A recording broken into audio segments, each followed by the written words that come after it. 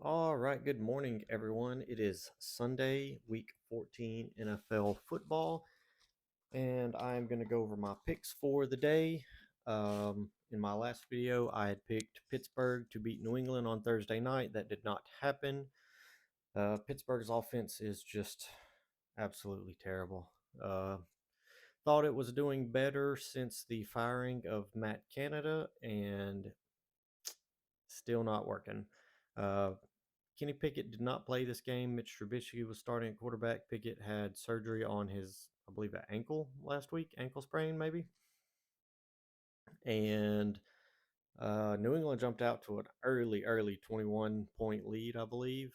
Or it may have not been a 21-point lead, but New England jumped up to 21 points very early in the game. Got nothing the rest of the game and held on to win. I believe the final was 21-18. Pittsburgh made a little bit of a comeback, but um, I think we are potentially seeing um, what could be, and I mean, this was heavily discussed last year, because Mike Tomlin's never had a losing season.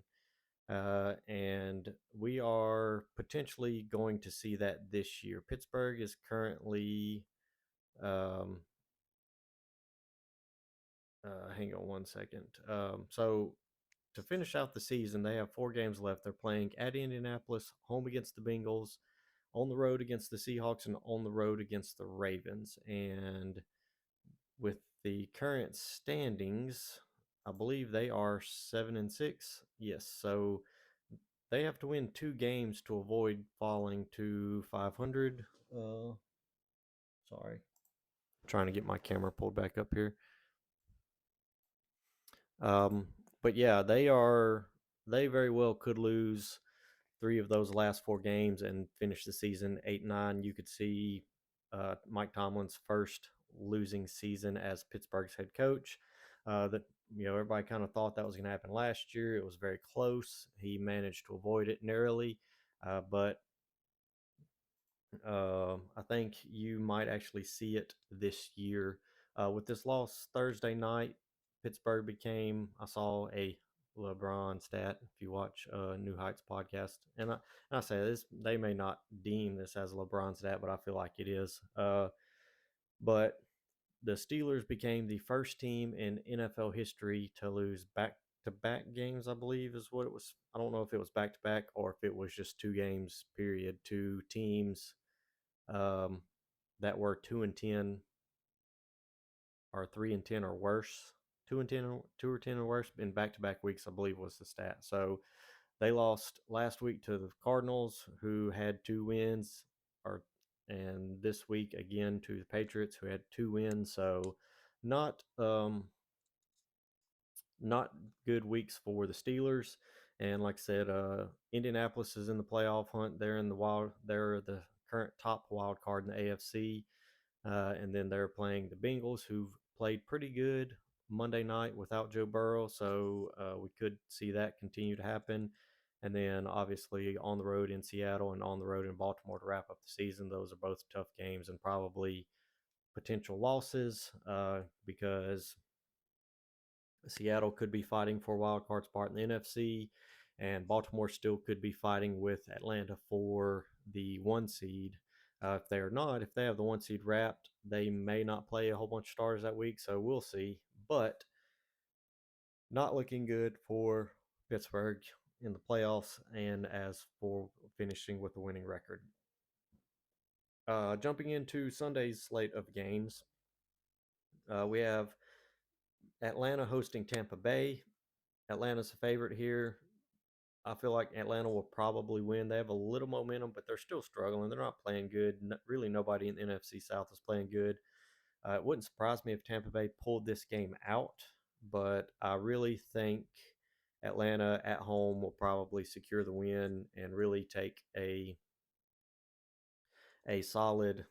And I say solid. It depends on what New Orleans does today, but I think they will maintain their lead in the NFC South because they are 6-6. The Saints are 5-7. Tampa Bay's 5-7. So this gives them a chance to knock Tampa Bay down to 5-8. It give themselves quite a lead over Tampa, And again, depending on what New Orleans does, it could give Atlanta a stronghold on the division. Next, we have Chicago hosting Detroit. This was a rematch. This was a rematch from a game I believe 2 or 3 weeks ago, um, where I believe it was the week before Thanksgiving. Detroit turned the ball over multiple times. Chicago had a huge lead, and then with um, 5 minutes left in the game, Detroit drove down, scored a touchdown, got the ball back again, scored, and then ended up winning the game after being down by 2 scores late in the fourth quarter. Um, Detroit has not been playing super well. They jumped out to a big lead last week, but that was due to turnovers for New Orleans. And I think Chicago is going to be fired up after the way they lost the last game. And I think that with this game being in Chicago, being in the weather, I think Chicago is going to win this game. I'm calling for the upset here. And I actually have quite a few upsets for the week picked, but I think Chicago wins this game. Uh, that's really beneficial for Green Bay in the long run because Green Bay has a favorable schedule and could end up with a good record. And if Detroit falls off a little bit, could potentially give Green Bay winning the division. Ultimately, I don't really see that happening, but I am going to be rooting for it to happen as things go down the line. Next, we have Indianapolis on the road in Cincinnati. I think Cincinnati wins this game. They played really good against the Jaguars Monday night without Joe Burrow. I think they will continue to play well. Browning, I believe, is the name of the backup quarterback for the Bengals, and he played really well Monday night. Very, very well. He showed he is a capable backup, and he doesn't give them what Joe Burrow does, but if he plays anywhere near the level he played Monday night, I think Cincinnati has a great chance to win this game, and I'm picking them. Meanwhile, Indianapolis was on the road against Tennessee last week, and they needed like some miracle fluke type plays. I mean, there were some crazy plays in that game, and it is what ended up giving them the win. And I'm just not a full believer in Indianapolis against Cincinnati. Um, like I said, Cincinnati's defense played pretty well last week, um, and obviously their offense played pretty well as well. So I think Cincinnati wins this game. Next upset, we have Jacksonville on the road in Cleveland. It's reported that Trevor Lawrence is going to play despite having an ankle sprain from Monday night's game. He exited and did not finish the game Monday. I think initially it was reported as a high ankle sprain, and normally that's like a 3 to 6 week injury type thing. And he practiced the other day, and now they're saying he's starting. Um, Cleveland obviously has a good defense, can rush the passer, so that could be a factor in the game. But I think Doug Peterson, he's a very good head coach, very creative head coach. I think they will keep Trevor Lawrence in a good position to not hurt himself anymore in this game. And obviously, with Cleveland playing backup quarterbacks, I think um, Jacksonville's defense can play pretty well. I think Jacksonville will pull out this game on the road. That is upset number 2 for the day that I'm picking. Next, we have Carolina on the road in New Orleans. I'm picking New Orleans. Carolina is just terrible. It's in the Superdome. It should be loud in there, and I think New Orleans is too good to. And I say that I don't think New Orleans is that good. I just don't think they're bad enough to lose to Carolina. That's probably the better way to say it. Next, we have Houston on the road against the New York Jets. I got Houston picked to win this. Houston, I think, is the overall better team, much better offense than what the Jets have. All kinds of issues with the Jets. Supposedly, Zach Wilson may be starting again, and there's rumors of leaks where the coaches and staff asked him or told him they needed him to start, and he said no. All kinds of stuff going on, all kinds of drama in that locker room. So um, the defense has to play perfect for the Jets to win because their offense is terrible. They can't manufacture offense at all. Houston's defense has played pretty well, got 3 interceptions last week on Russell Wilson, who had been playing very well. I I don't see that changing, and I think Houston will win this game quite handedly. Um, I even picked up Houston's defense in fantasy for this matchup, so I'm hoping that whoever is at quarterback for the Jets, they are able to feast on him. So next we have the Rams host are on the road in Baltimore. This is pretty easy pick. Baltimore, I believe they're coming off of bye last week. I don't recall them playing last week. They may have, but um, the Rams have played better in recent weeks. Uh, but ultimately, I do not see them beating Baltimore. I think Baltimore is too good. They have solid defense. They have solid offensive play. And Lamar Jackson rarely loses to NFC teams because NFC teams rarely play him and they don't really have an adequate way to prepare like AFC teams that face him quite often. So I got the Baltimore Ravens winning that game. Next, we have the Raiders hosting the Vikings. Um, I believe that it's a small spread in favor of the Vikings, but I'm picking the Raiders. I believe they are also coming off of a bye last week. And um, the week before that, they come off a rough loss from to the Kansas City Chiefs, and I think having to buy extra time to rest, get ready for this game. Obviously, Dobbs is backup quarterback playing for Minnesota. I think the Raiders are going to pull out an upset, so that's my third upset of the week. Uh, uh, with it being in Vegas, I'm leaning towards Vegas. If it had been in Minnesota, I might would have leaned the other way, but next, we have Seattle on the road in San Francisco. This is a rematch from, I believe, 2 weeks ago, Thanksgiving game. It's been reported that Geno Smith may not play because he hurt his groin in practice on Thursday. So you could see Drew Lock start for Seattle, and ultimately, it doesn't matter if it's Geno or Drew Lock. I got San Francisco picked. I think they will roll through Seattle. Next, we have Buffalo on the road in Kansas City. This is a 1 point spread for Kansas City, and generally, home teams get, on average, it's kind of like a standard that they get 3 points. So, and the fact that this is -1 means that if this was in Buffalo, it might be Buffalo -3 or -4. Um, Kansas City, obviously, coming off of a tough loss to Green Bay in the Sunday night football game last week. Um, Buffalo is coming off of a bye. I know that for sure. Uh, but ultimately, Kansas City has any game their defense has given up 21 points or more this year. They have lost every win. They have given up 20 and one, but they have not given up 21 and one. So 21 points is the margin for error for that defense. If they give up 21, they lose. Um, Buffalo, their defense has played slightly better the last couple weeks. I think their offense has played slightly better. I think they are kind of clicking a little bit more. I know there's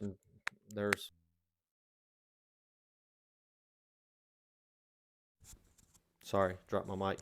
A little bit of news coming out of that locker room where Sean McDermott, I believe, or one of the Buffalo coaches, used 9/11 as an example of teamwork in a team meeting back a couple years ago, which it's it's kind of funny, but it's kind of not. Like it's one of those shocking, like oh my gosh, like you laugh at kind of things, and then you're like, ooh, that's like really bad, like not good at all.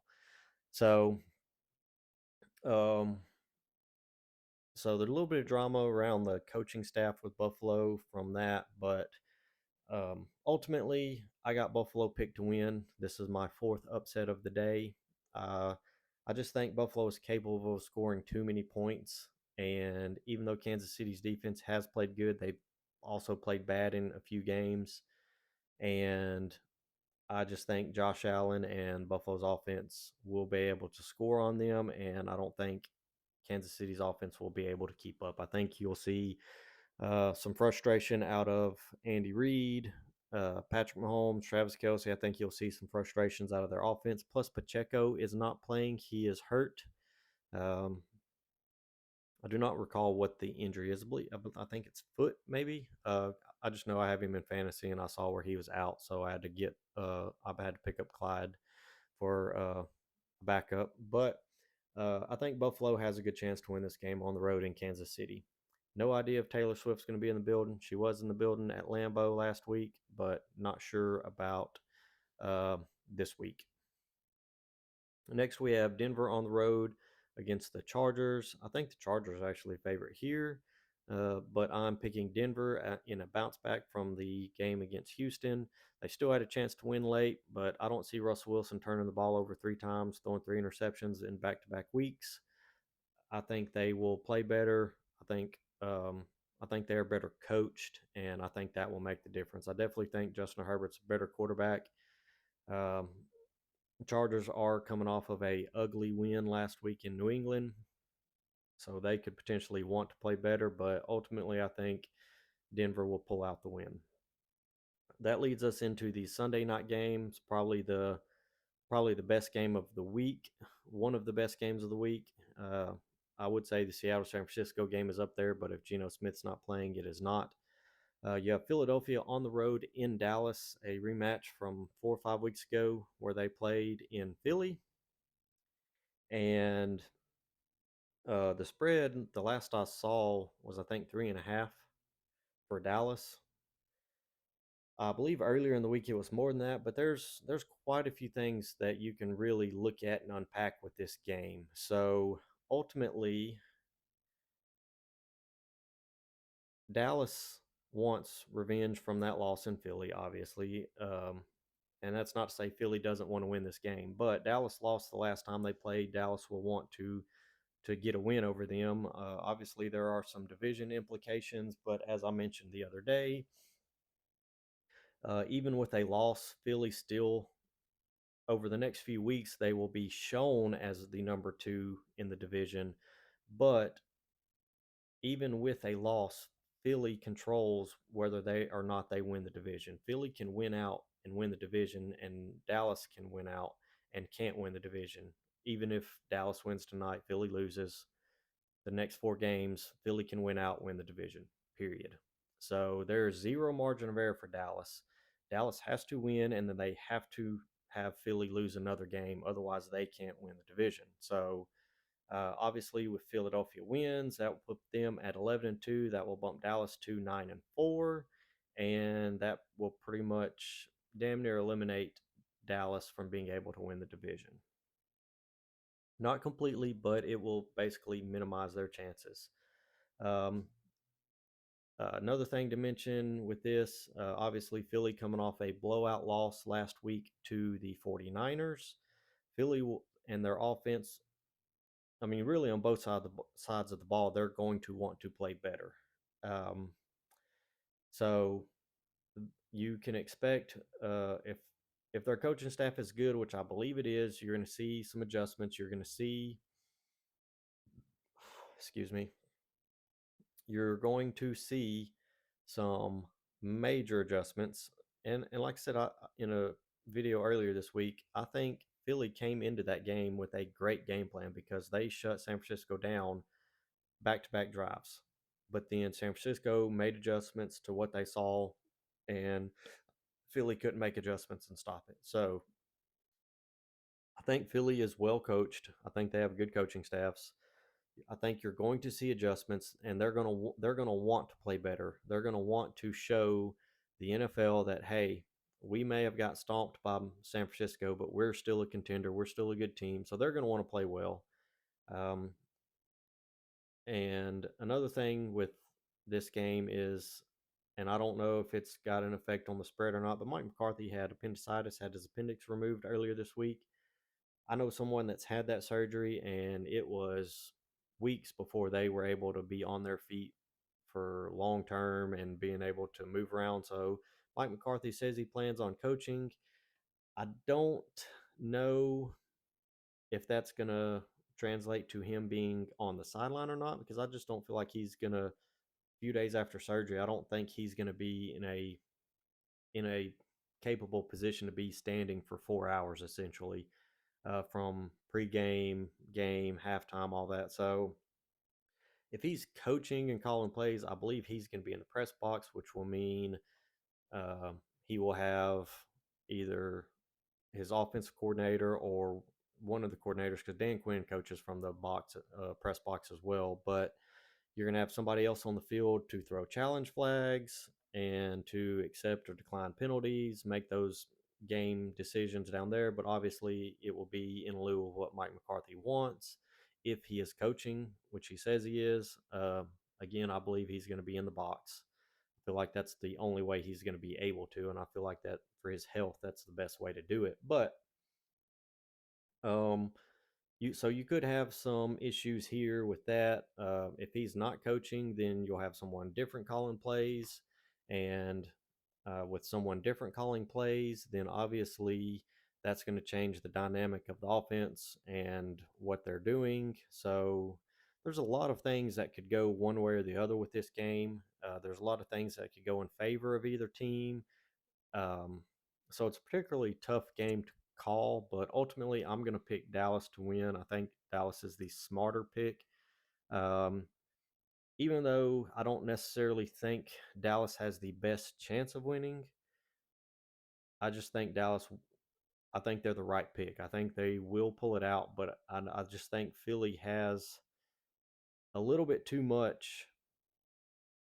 Um, I think Philly has a little bit too much fight in them to just discredit them and not give them a legitimate chance to play and play well and win this game. But um, I'm willing to pick Dallas, and if I'm wrong, I'm fine with that. I think again, I think they're the smarter pick here. But this will be a pretty good game.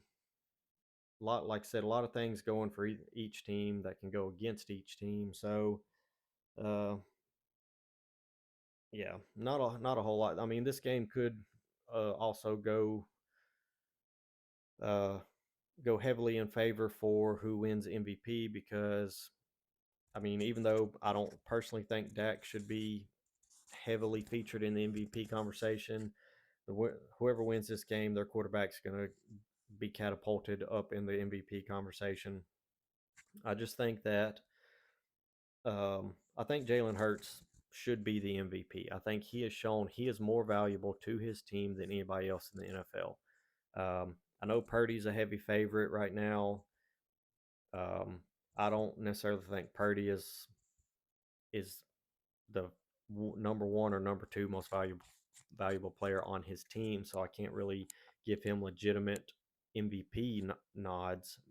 Uh, and when it comes to Dak and Jalen, you look at all the come from behind wins.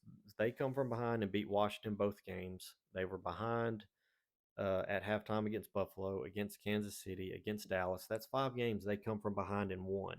And when they were trailing, Jalen Hurts was perfect. I think he's thrown 10 touchdowns, no interceptions, has 140 rating when behind in the second half of games.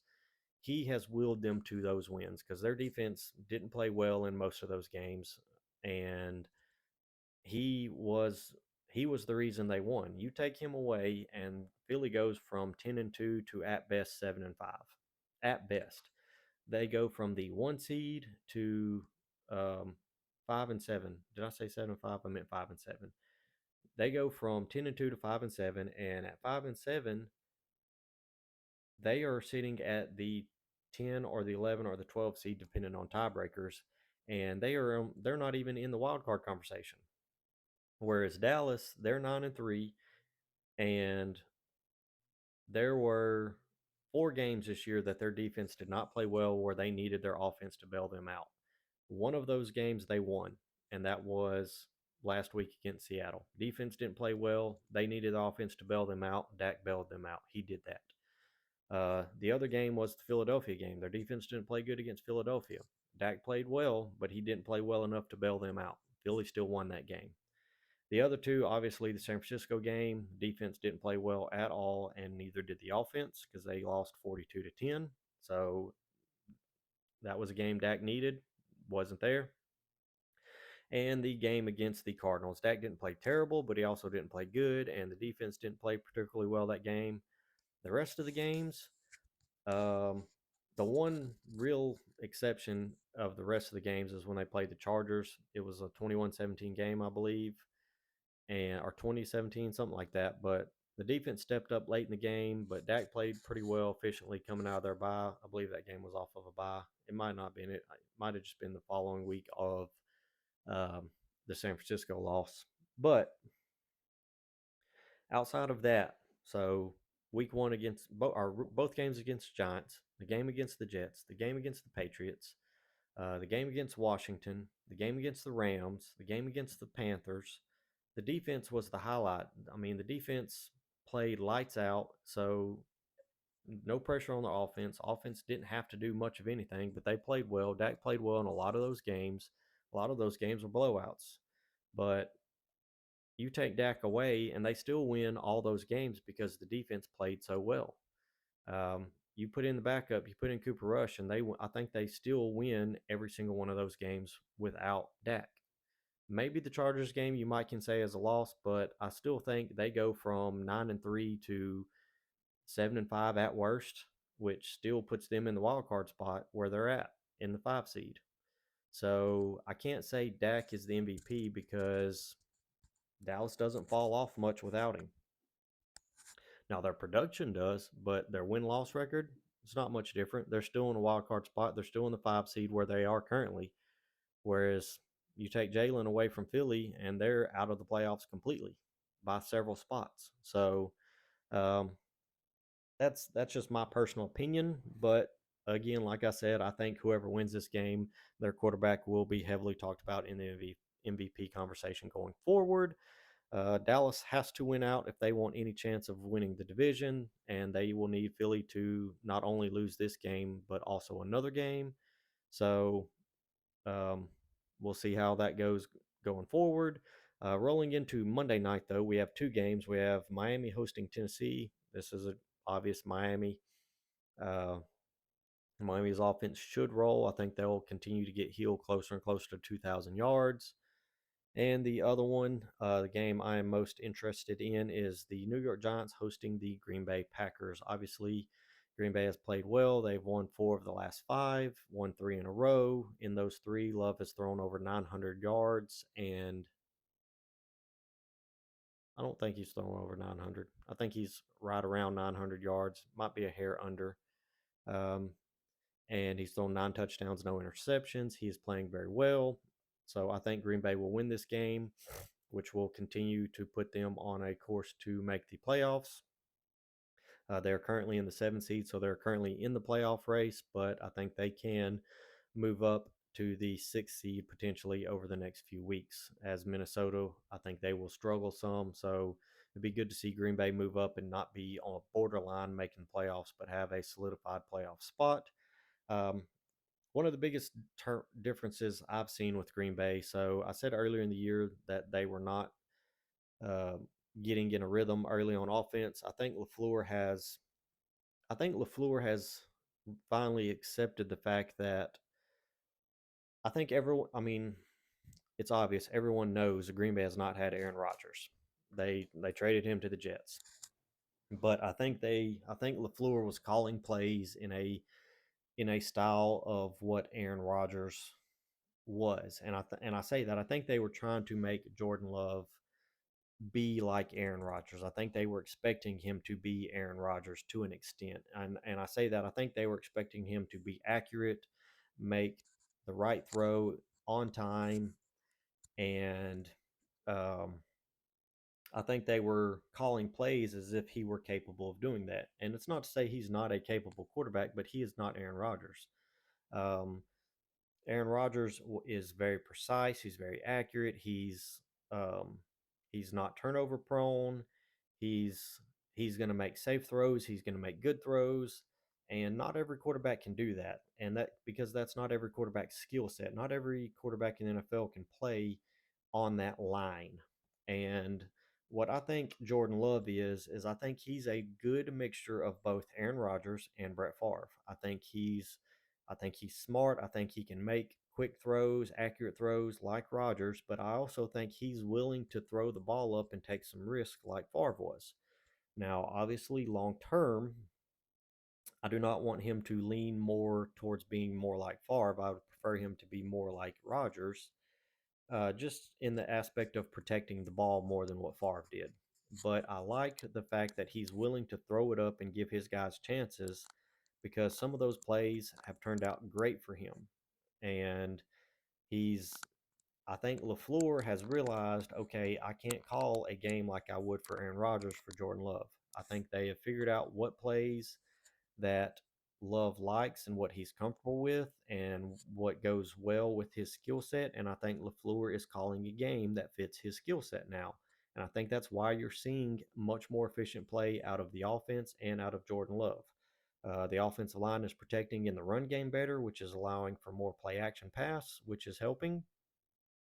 The defense is playing a little bit better than what it was earlier in the season. It's still not, I don't think it's playing as great as it should be, but it's playing better. So I can't really complain a lot about the defense, but I would like to see it play a little bit better, especially in the run game, run stop. But the offense is helping the defense, and they're playing complementary football. And they have they have the potential to go into the playoffs on a 5, 6, 7, 8 game win streak. So it's you could really see them continue to develop because they have three winnable games. They play the Giants, the Buccaneers, and the Panthers.